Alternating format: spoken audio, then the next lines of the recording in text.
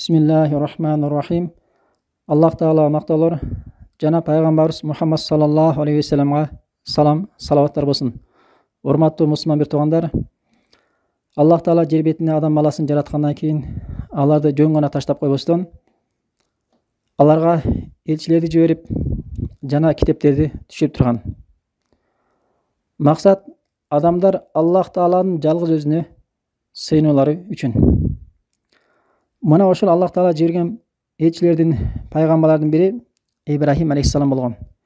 Ибрахим алейхиссалам өз колу менен өзүнүн учурундагы путтарды сындырган. Аллах таала буну Кур'ан-ы Каримде алып келген.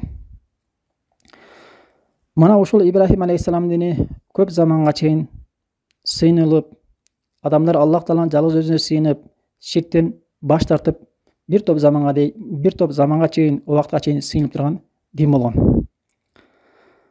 Бирок ушул пайгамбардын динин эң биринчи болуп өзгөрткөн адам Амр ибн Лухай деген адам болгон.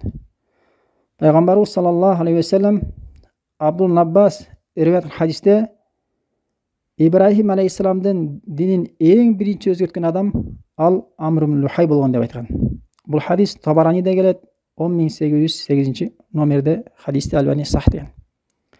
Мына ушул Амр ибн Лухай Мекке элинин башчыларынан болгон. Ушул адам Шам жерине барат. Азыркы учурдагы Сирия. Ушул жерге барат дагы адамдардын Аллахтан башкага сыйынып атканын көрөт.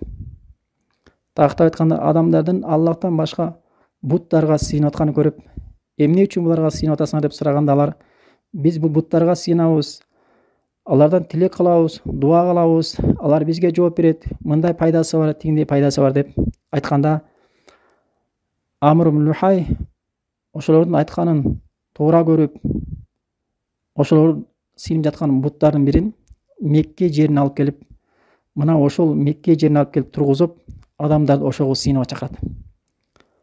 Алымдар айтышат, ошол Амр ибн Лухай алып келген буттардын натыйжасында Меккеде Каабанын тегерегинде 360 бутка чейин көйүп кеткен дейт.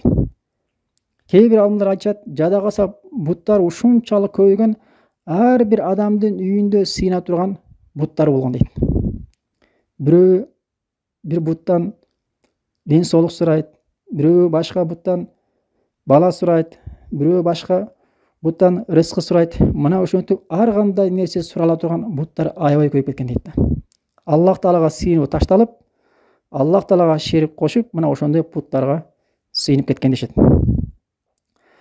Пайгамбарыбыз саллаллаху алейхи вассалам Абу Хурайра хадисте мындай деп айтат: мен ошол Шамдан алып келген буттарды Шамдан алып келген Амр ибн Лухайды тозокто өзүнүн ичегисин сүйрөп азапты алып атканын көрдүм деп айтканда. Хадис Бухариде келет, 3521 номерде. Урматтуу туугандар, мына ушул Амр ибн Лухай Ибрахим алейхиссаламдын динин эң биринчи өзгөртүп, Шамга барып, Шамдан буттарды алып келип, жана буттарды алып келип эле койбостон, ошого адамдарды сыйынууга чакырып, ошол араб элинде, Мекке шаарында буттардын тарашына, адамдардын Аллахтан башка сыйынууга себепкер болгон адам болгон. Мына ошол себептен ал тозокто түбөлүк жаман абалда азапта турган, азапка тартуу адам болгон.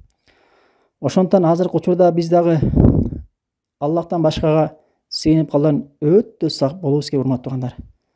Кээ бир адамдар кабырга сыйынгыла деп кабырга сыйынууга чакырат.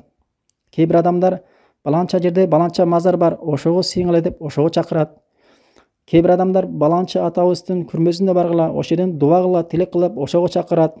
Кээ бирлер Түркменистанга баргыла, ошол жерде баланча мазар бар, ошодон тилек кылып, бала сурап, рызкы сурагыла деп айтат. Бирөө баланча жерде баланча тоо бар, ошол жерге барып, ыйык тоо, ошол жерге барып, тилек кылгыла, дуа кыла деп айтат. Урматтуу туугандар, булардын бардыгы чоң ширк.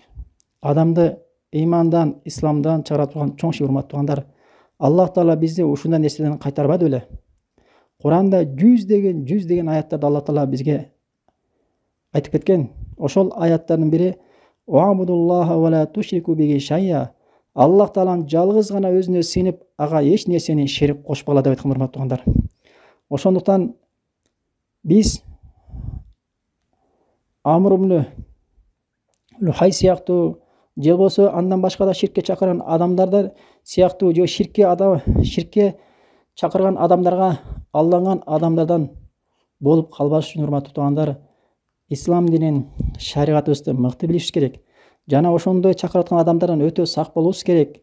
Аллахтан башка эч кимге сыйынбай, жалгыз Аллахтын өзүнө гана дуа кылып, тилек кылып, эмне сурасак дагы, эмне тилек кылсак дагы Аллах Тааланын жалгыз гана өзүнө сыйынып, баланча арбактарга сыйынбай, же Кыдыр деп Кыдырга сыйынбай, же болбосо Умайене деп Умайенеден тилек кылбай, эч кимге сыйынбай, жалгыз Аллах Тааланын өзүнө сыйынып, өзүнө гана дуа кылышыбыз керек, урматтуу туугандар.